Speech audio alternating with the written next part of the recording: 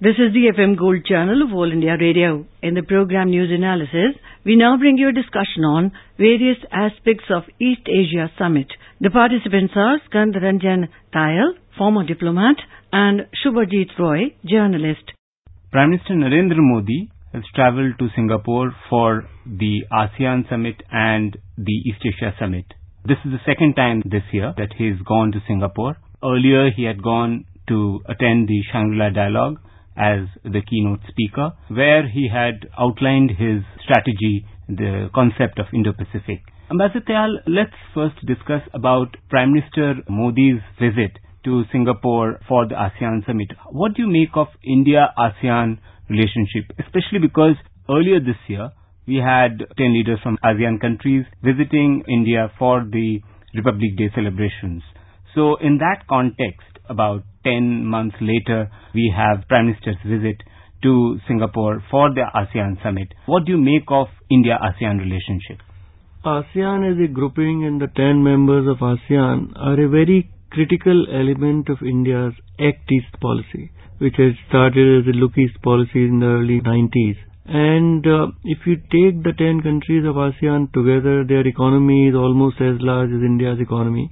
And for India's own economic development, particularly of the northeastern region, the ASEAN grouping and member countries are very, very important. They have also assumed a much greater strategic importance because there are attempts to change the status quo in the region, and many countries are feeling under pressure that whether they will be able to cope with a rising China. So for India's own economic development, India's own strategic interests, it is very important that Prime Minister as well as Government of India engage very deeply with ASEAN. You just pointed out about China's activities, and we've seen militarization of South China Sea and the islands there. That conversation has led to sort of coordinated effort between ASEAN countries, especially on the code of conduct, which needs to be followed. There are various views on how the code of conduct should be evolved, how it should be implemented, whether it should be binding or not. But from India's perspective, India has so far maintained that there should be freedom of navigation and overflight. So why is Indo-Pacific or South China Sea important for India? China's policy has been to make extravagant territorial claims in its neighborhood, whether it is India, whether it is Bhutan, whether it is South China Sea, and gradually, slowly try to change the status quo in its favor, as we also saw last year in Doklam, for instance, when of course we had to resist. And now they have created a situation in South China Sea where any time they can claim to monitor and regulate the traffic on the high seas as well as in the air, as they have created new islands, they have put armaments there, missile systems, etc. Only United States has a declared policy of not accepting the Chinese claims and also asserting its freedom of navigation. But gradually things are moving in a direction which is not very good, because about 3 weeks back there was almost an incident when a American ship which was in international waters close to one of these newly created islands, a Chinese warship tried to almost ram it and push it out of the way, and the American ship had to leave. And a lot of experts believe that it's only a matter of time before there is a real clash and an incident in South China Sea. And for the peaceful rise of Asia, for peace and prosperity of all the countries of Asia, it is very important that stability remains and there is no conflict situation. That's why all the countries, including India, have very vital stakes that every country operates within rules. There are attempts for years that there should be a code of conduct among all the parties involved in South China Sea, how they will behave, how they will follow the law of the seas, etc. But unfortunately, because of China's intransigence, the progress has not been very good. But yesterday, Prime Minister of China said that in 3 years they would like to conclude these. So, in a collective setting, whether it is ASEAN plus 6 or East Asia Summit, perhaps it will be possible to put some more pressure on China that it plays the game according to the rules and make sure that South China Sea as well as Indian Ocean remain peaceful and tranquil.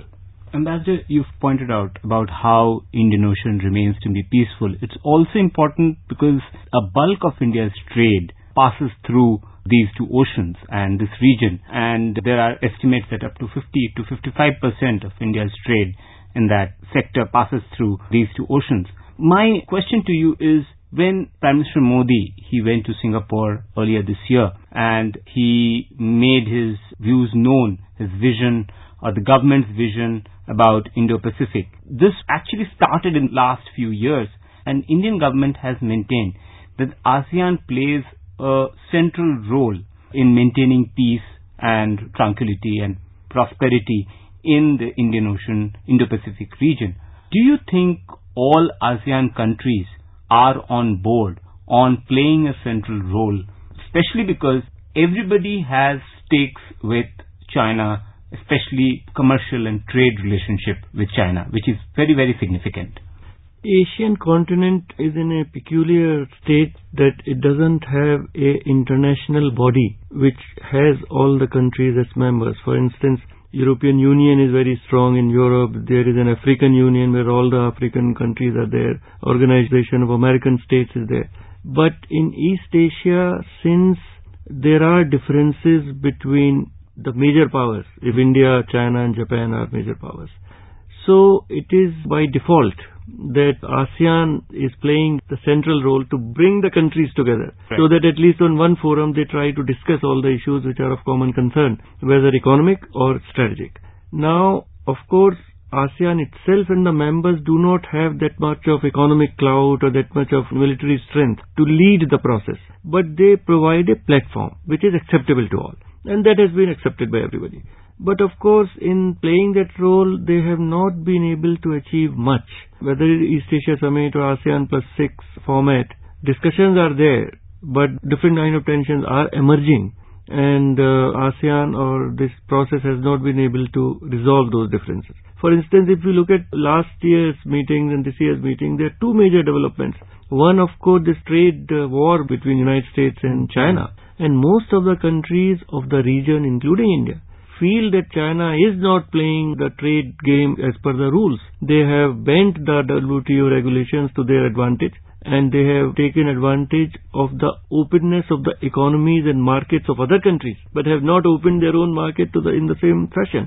So there are issues which were under the table, but which are now coming on the surface, and it is very important that all the countries of the region sit down together, work together, discuss and come up with common solutions. And that was the message which Prime Minister Modi had given very strongly in his address at Shangri-La Dialogue in June, and perhaps the same message he will be giving in his interactions today and yesterday in Singapore. You brought in US in the conversation, and I would like to probe you on that, because yesterday Prime Minister Modi had a bilateral meeting with the Vice President of the United States, Mr. Michael Pence. This was their second meeting since Mr. Pence took office. They had met last year when Prime Minister had gone to Washington DC in June 2017, and yesterday the meeting essentially touched upon 4 or 5 issues. Indo-Pacific was, but one of the major areas of conversation was on terrorism, and the Prime Minister, according to the Foreign Secretary, raised the issue of mainstreaming of terrorists and terror groups in Pakistan into the Pakistan's political space in recent elections.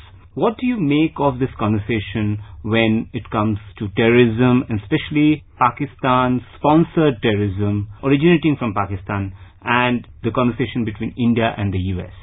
Any conversation with Vice President Mike Pence is very important because he is the main confidant of President Donald Trump, and of course President Donald Trump is known for his unpredictability, but Vice President Mike Pence is very sober, very balanced and very articulate. And in this whole battle against terrorism, US and India are very much together, because at last United States and the Trump administration have understood that the source of terrorism, not only in India and South Asia but perhaps globally, really lies in Pakistan. And Prime Minister, without naming Pakistan, said that there is single source of origin of terrorism. And it is very important that we coordinate our positions on that. And perhaps it is being done. Then the mainstreaming of the terrorists and LET under a different name in Pakistan, their participation in the elections, recent elections, is a source of great worry to the India, US and the world, because gradually that can poison the entire political system of Pakistan. So if there is some hope of some peace in a democratic system in Pakistan, that also will recede. And so this conversation was very important, and I think both sides highlighted their concerns. And Vice President Mike Pence also talked about free and open access to seas all across the region. I think that are the main concerns which we have. One, growth of terrorism. As you pointed out, more than half of our trade is seaborne, which goes through this part of the world towards the east of our country. It is very important that there is totally open and free access to all the sea lanes. Prime Minister Modi also discussed the issue of defense relationship with the US. According to Foreign Secretary who briefed reporters in Singapore yesterday, he said that the Prime Minister raised the issue of US manufacturing defense equipment in India and making it a regional hub and seeing it as an economic opportunity for exporting defense equipment in the region. Now, Make in India has been a major flagship program for this particular government. Do you think that this conversation will lead to something concrete and productive? I think the Prime Minister as well as the government are very conscious that India is a young country and we need jobs and employment for our rising young population. And Make in India is one manifestation of that policy, that unless there is more and more manufacturing in India, how will the jobs be created? And defense requirements are huge. India will be, perhaps is now the world's largest buyer of arms. And it is unfortunate that in the 70 years we have not been able to really build up an armaments industry in India.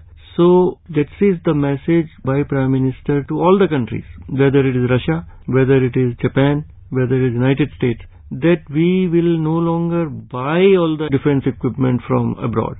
Some we will buy, but ultimately it has to be manufactured in India. And that was the invitation. And in that context, I will also point out that yesterday Prime Minister spent a lot of time in FinTech Festival and Hackathon, and this whole interaction with the entrepreneurs of Singapore, with the young startup people, is to make sure that India remains at the forefront of the next industrial revolution.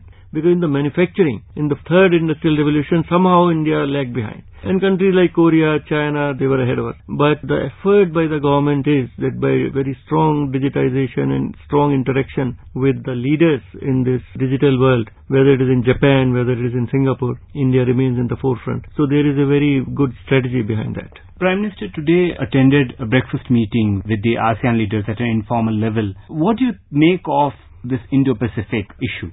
All the countries want Indo-Pacific to be open, to be transparent, to be inclusive, and Indian Ocean, Pacific Ocean should remain peaceful and tranquil, and status quo should not be disturbed. Of course, there are very clear and open attempts by China to disturb the status quo, to have friendly governments, and we have seen in Maldives, we have seen in Sri Lanka, how they are trampling over the process of democracy and constitutional order by pushing certain people. Now, in this context, one, all the countries want good relations with China. Of course, we also want. Prime Minister Modi went to Wuhan, had a formal summit with President Xi Jinping. But in case China does not change its ways and goes on an aggressive path, then many countries are going for a hedging strategy, and Quad, which brings India, Australia, Japan and United States together in a formal and semi-formal way, is one of those future strategies where we will have options if things go in the right manner in our relations with China. Thank you, Ambassador Tayal. You were listening to a discussion on various aspects of East Asia Summit. The participants were Skandaranjan Tayal, former diplomat, and Shubhajit Roy, journalist. This program was produced and presented by the News Services Division of All India Radio. This program is also available on our website, newsonair.nic.in. You may email your opinion about this program at airnsdtalks@gmail.com.